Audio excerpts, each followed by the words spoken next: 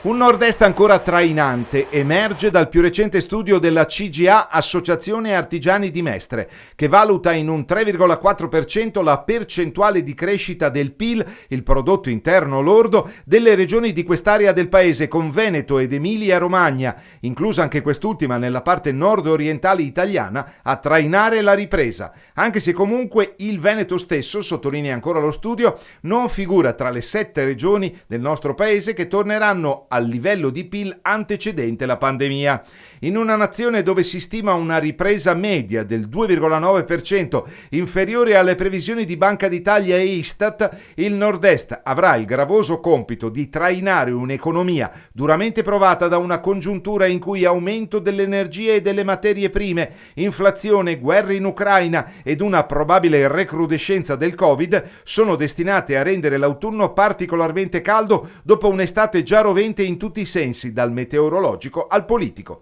La ripresa del turismo, i sostegni pubblici erogati dal governo Draghi, l'export e gli investimenti in un settore sempre vincente in Italia come quello delle costruzioni hanno tenuto a galla un paese messo in ginocchio dalla pandemia. Se il Veneto torna a trainare l'economia, questa è una buona notizia anche per il resto del paese, che può beneficiare dell'effetto trascinamento. Ora dobbiamo evitare che al rientro delle ferie, il rincaro delle bollette, il boom dei prezzi ci facciano scivolare verso la recessione. Bruxelles quindi deve imporre un tetto al prezzo del gas e il nostro governo deve aumentare gli aiuti a famiglie e imprese in difficoltà.